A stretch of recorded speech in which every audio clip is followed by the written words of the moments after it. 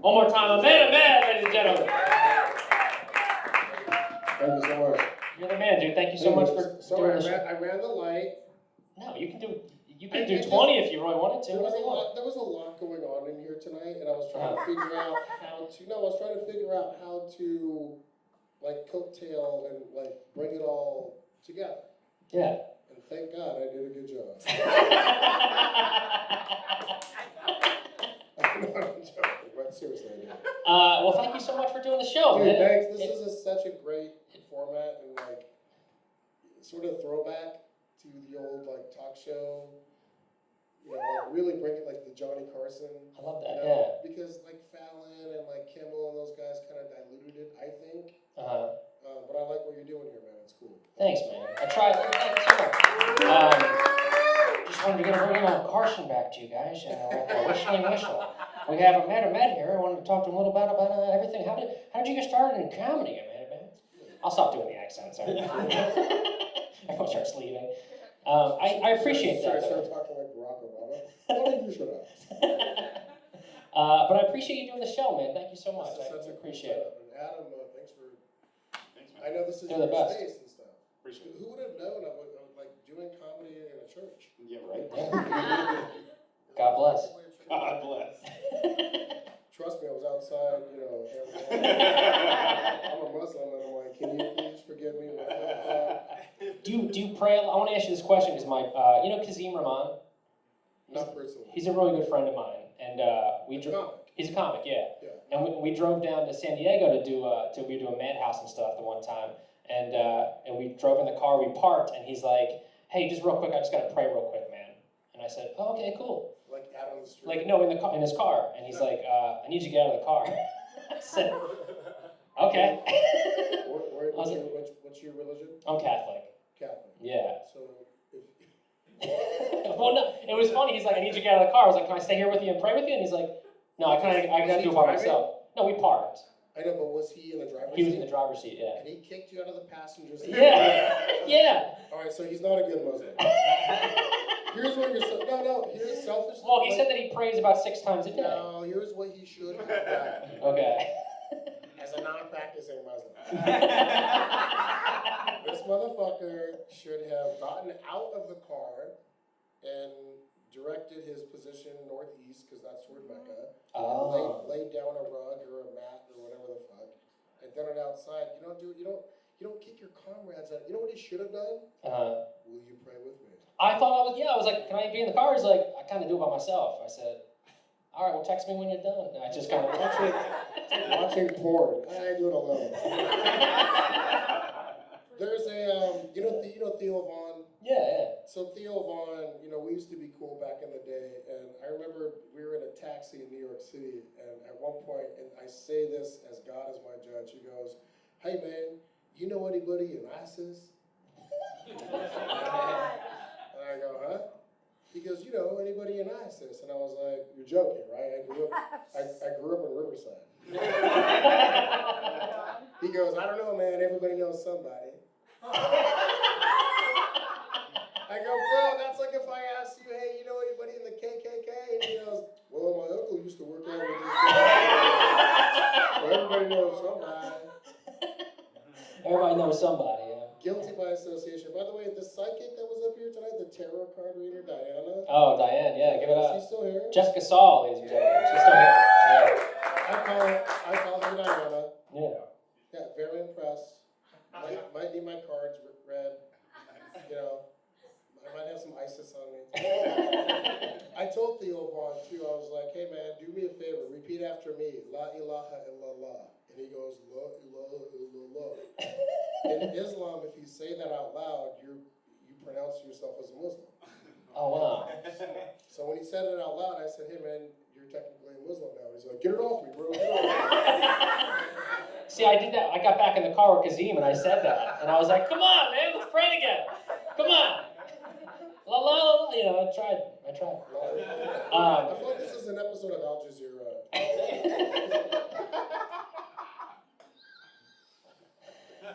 Speaking of, there's a really famous story about you.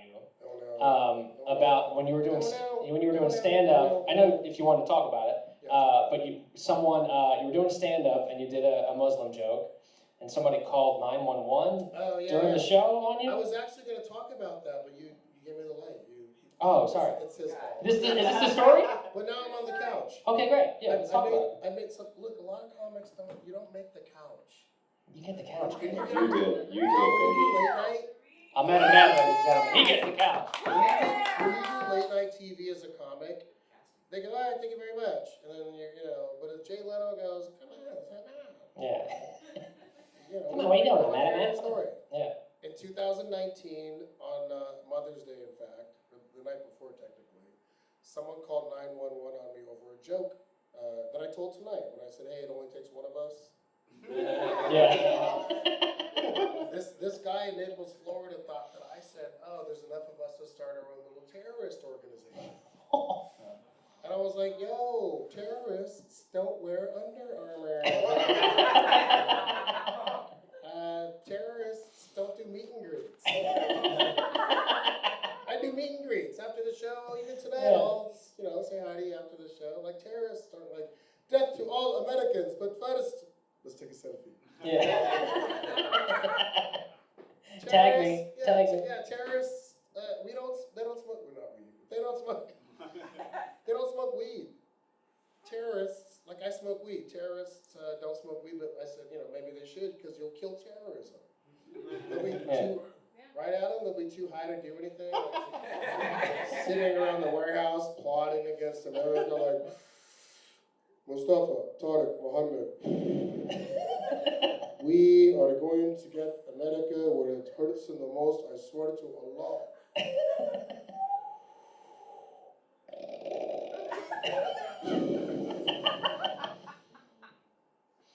Tomorrow. Right now, I just want Domino's pizza. It was a weird thing, yeah. It's like if you Google Florida man calls 911 on Muslim comment, all these articles. And you pop up? So I recorded the cops who came to interview me. It was a black female cop and a Mexican male cop. So yeah, they sent 2 ethnic cops down for the dispatch. They're like, Ahmed, big fan, big fan, big fan. Oh, they had to, because if they sent 2 white cops down, I wouldn't be sitting on this couch.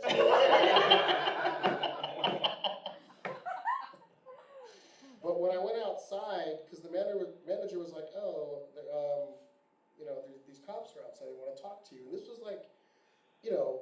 was during the Me Too movement, and I thought maybe somebody Me Too'd me, or I got some tax evasion shit. I didn't know. Yeah. Why are the cops coming? Yeah, so when I go outside, Mexican male cop, black female cop, they didn't want to be there. They were ashamed, you can tell they didn't want to be there. And I walked out, I was like, hi officers, is everything all right? And the guy's like, yeah, are you Ahmed Ahmed? I said, yeah. He said, are you the comedian that performed here last night off the comedy club? I said, yeah. I said, I heard somebody called you guys. And they were like, yeah. They were like, look, this is the first time for us. And I said, fucking me too. Who calls the cop? This is Lenny what Bruce. the fuck? No, this is Lenny Bruce era. Lenny Bruce used to get arrested. Oh, yeah, they would stage, fucking, yeah. Right? So I felt like, ooh, this is maybe, are we back in that? Are we fucking rock star shit, you know what I mean? Not rock star, just kind of so the cop, I said, what happens? And he said, look, man, we had to come down here and check you out. I said, can you send because I record all my sets. So I put a little video, a little audio recorder on the stool. Yeah, yeah. I'll send you my shit, whatever. You gotta send the cops your tape. Yeah. Okay, if you're doing any bookings, I need Can you guys book me? Yeah. Naples Police Department? Yeah. So then I was like... Just send us a tape, we'll get you in. Yeah. So then I was like, so what happens next? And he goes, just keep doing what you're doing. Don't change any of your material. Because I told him, I said, I never said terrorist. I said, it only takes one of us. The guy misconstrued. Yeah, he took my shit out of context. He's a Trump supporter living in Naples, Florida. He's just listening, watching Fox News every day, right? Yeah. First of all, terrorists aren't sending headhunters to Naples, Florida at a comedy club to get fucking recruits. And then the guy's like, Ahmed, I want you to fly all the way to America. I want you to learn English really good. Okay, like you're from California, right? Then I'm going to put you in comedy classes, and I want you to get really fucking funny, bro. Funny enough for like 17 people in North America. Okay? Then, I'm going to get you booked in this little tiny comedy club in Naples, Florida. That's when you're gonna get all your Make sure you take all the selfies with everyone at the end. And take a selfie at the end. We need cred, bro, cred. And don't get stoned. To get our followers on. Right? Don't smoke indica, smoke sativa. Smoke the good shit. So then I was like, all right. And then when they said, just keep doing what you do, I whipped out my phone. And I know you don't have to ask permission in the U.S., but out of respect, I was like, hey, can I record you saying this shit? Mm-hmm. And the black female cop looked at me and she was like, baby, you can record whatever you want.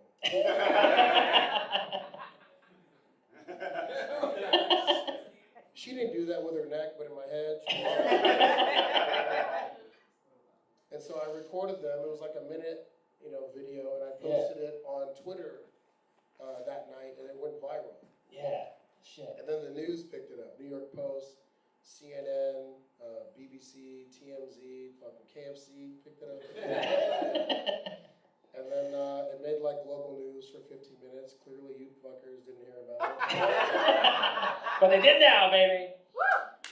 Florida man calls 911. Yeah. Look, here's the funniest part of the whole thing was my friends were like, are you mad at the guy who called 911 on you? And I said, no, I got, this exuberant amount of press. Like probably $50,000 worth of press you couldn't buy. Yeah. And he bought merch afterwards probably too. Well, I was like, they were like, are you mad at the guy? And I said, no, I want to take him on the road with me. He's my opener. I find out who he is and thank him by sending him a gift basket with a bomb inside. Opens it up. Is that too much? I love it.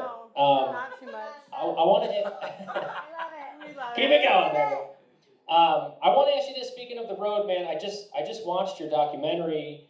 Well, I guess special, but also documentary called "Just Like Us," where you watched the whole thing. I watched the whole thing. It was It's amazing. free on YouTube, by the way. It was amazing. Thanks, bud. And it was so cool. So tell us a little bit about that. You directed the whole thing, and you brought comedians kind of to bring comedy to the Middle East, where some places like in Dubai and other places didn't really have a comedy scene then. I got really lucky when I did that. Thank you for watching it. Of course, it was amazing. It kind of got lost in the dust a little bit. Yeah. I made this documentary called Just Like Us. It's on YouTube for free if you go to Cross Cultural Productions. 3,000 views, baby. Yeah. 3,000 views. Hell yeah. Thank you, producer. That's why you're there. I started I co-founded a comedy tour called the Axis of Evil Comedy Tour. Which just came back. With Coming back, baby. Giovanni, Yeah. Eric Cater, and it was like a big to-do in the Middle East. And we made this big splash in the Middle East.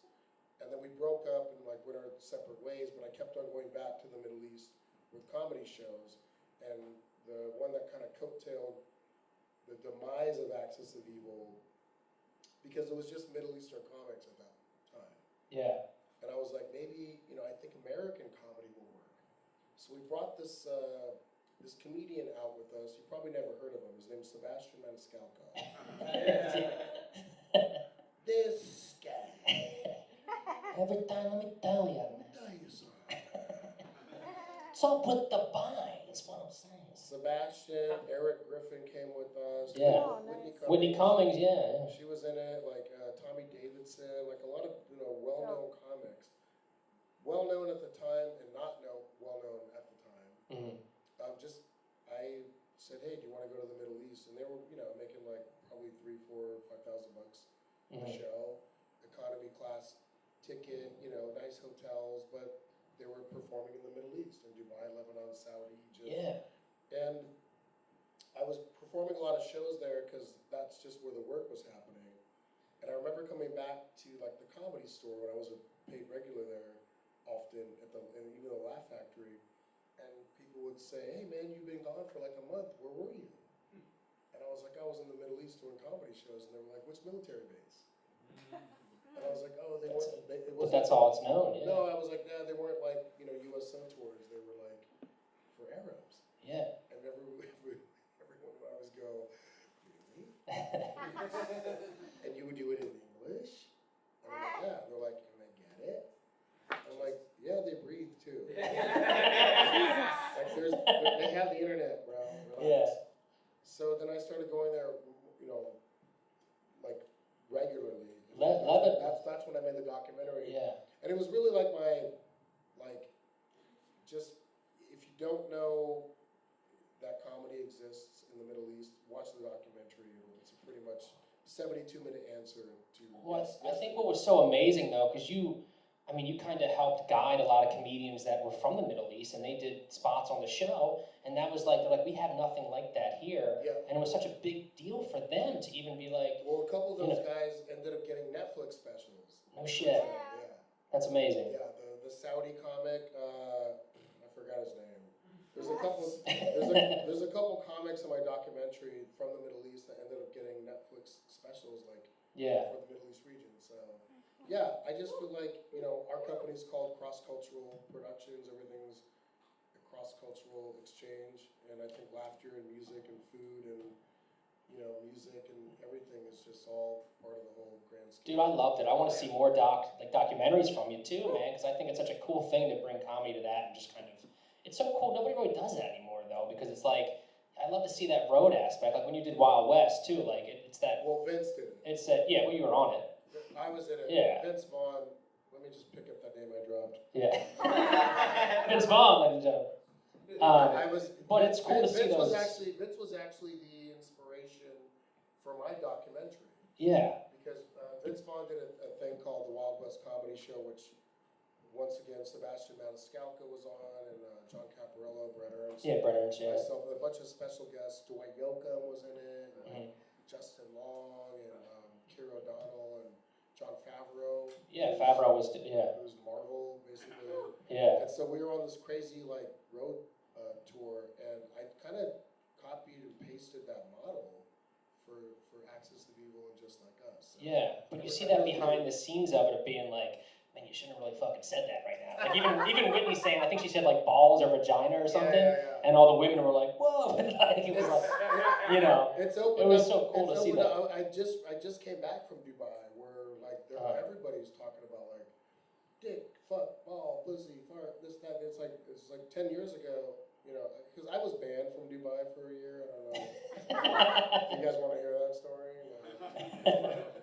I told a joke about a mosque and a nightclub. It's in the documentary. Yeah. Because you're like, I don't know if I should be back right now. I just got lifted, yeah. So in Dubai, most Muslim countries, all Muslim countries actually, but Dubai, which was the most progressive at the time, 10 years ago, there'd be a mosque and a nightclub right across the street from each other. So right around 8 o'clock every night, all you hear, would be like,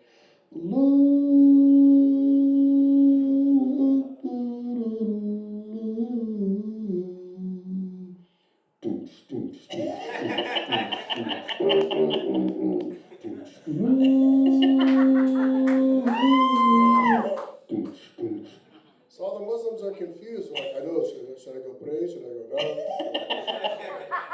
I love God, but I fucking love the dick. Kazim put techno on after he was done when we got back to San Diego. So that joke got me banned. You can't put Islam and nightclub in the same sentence. Shit.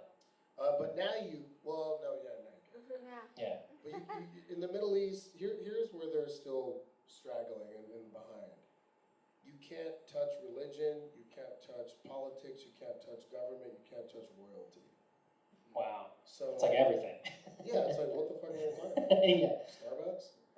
So that's what's great about America for the most part, is the freedom of speech aspect of, and everybody takes from America. Like America, we're the leaders in stand-up comedy.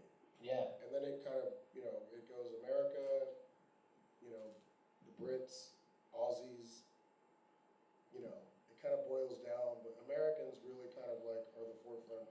of stand-up comedy and freedom of speech and Yeah, telling it like it is. yeah. I love that. I want to ask you, I'll let you go after this, I want to ask you.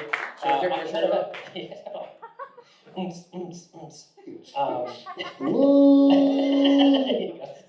I want to ask you too, man, you've been doing, I feel like I'm like, network television right now. thanks, man. This is That's great. the feel, baby.